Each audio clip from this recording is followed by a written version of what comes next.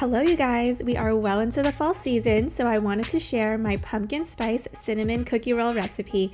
Not only are they super cute, the flavor balance is just perfect. These taste like pumpkin spice cinnamon rolls in a cookie form, and you will see how easy it is to make. If you give these a try, be sure to let me know how they turned out, and if you're new here, don't forget to hit that like and subscribe button. I love sharing my baking tutorials with you all. So without further ado, let's dive into this recipe. I'm going to start off by quickly prepping a few parts for this recipe. The first thing I'm going to prep are the dry ingredients. In a bowl, whisk together the flour, cornstarch, baking powder, salt, and pumpkin pie spice. Now I'm going to prep the pumpkin puree. Line your bowl with some napkins and drop the puree into the bowl so that the napkins can blot out the moisture. You'll be surprised with how much water this has, so blot out as much moisture as you can.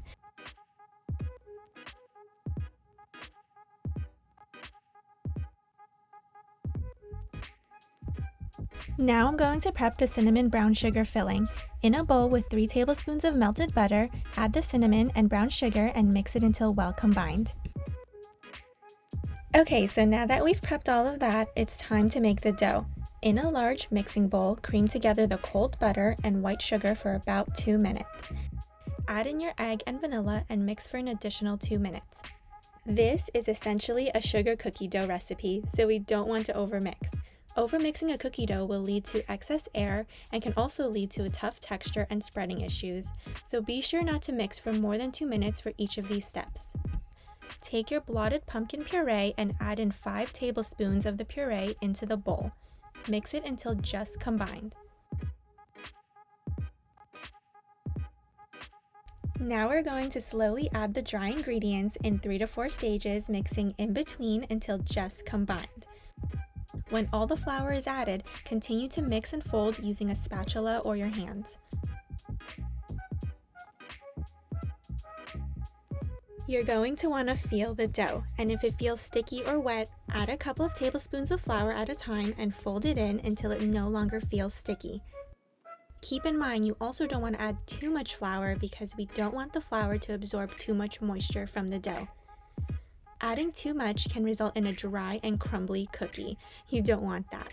So it should look smooth, feel soft, and not sticky. You can stop folding when you don't see any more flour on the dough. Now you're going to divide the dough into 2 equal parts. For those who like to be a little more precise, each of these weighed about 555 grams.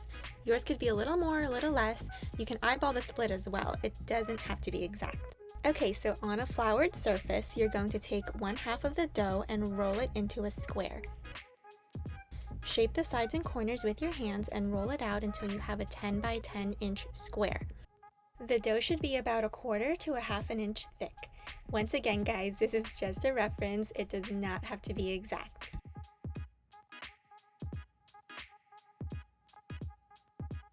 Now you're going to take 1/2 of your brown sugar mixture and spread a thin layer of it onto the rolled dough.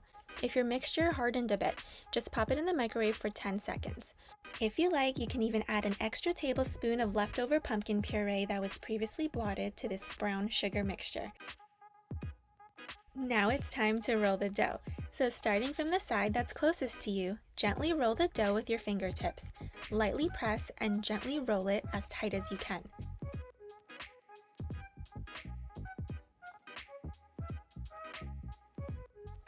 Once it's rolled up, lightly dab the end with water so that it sticks in place. Roll it a bit and tap the sides to secure it. You're going to then wrap it in plastic and refrigerate it for 1 hour.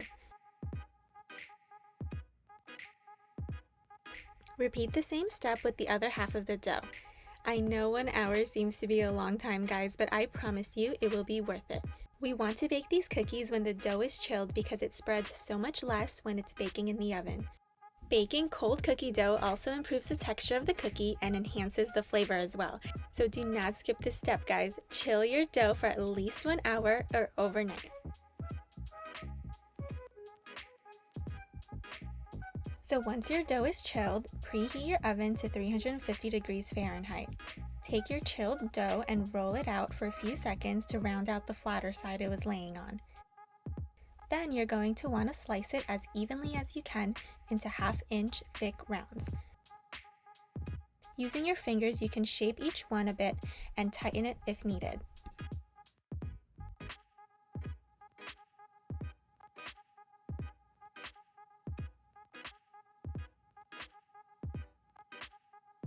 Look how cute and adorable these look. Place them 2 inches apart on a baking sheet and bake them for 13 to 15 minutes.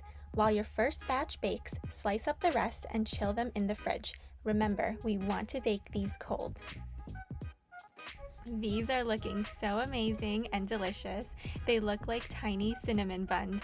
You can leave these as is, but I highly recommend you make the vanilla glaze for them. It's so easy to put together with just 3 ingredients. In a small bowl, sift your powdered sugar and add the vanilla extract and milk or water.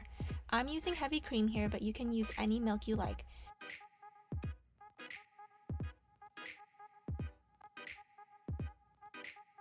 I started off with 3 tablespoons, but as you can see, it needed more liquid, so add 1 to 2 tablespoons at a time until you get a nice pourable consistency like this.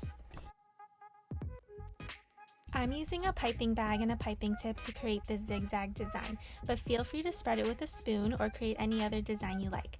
The glaze really complements the pumpkin flavor for these cookies, and it really reminds me of a cinnamon bun, but with a burst of pumpkin flavor.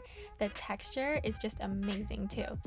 This recipe makes about 28 to 30 cookies, and let me tell you, they are addicting. They are the type of treats where you don't realize you had more than you planned on having. I hope you give these a try for the fall season. Thank you so much again for tuning into this video, and I'll catch you in the next one.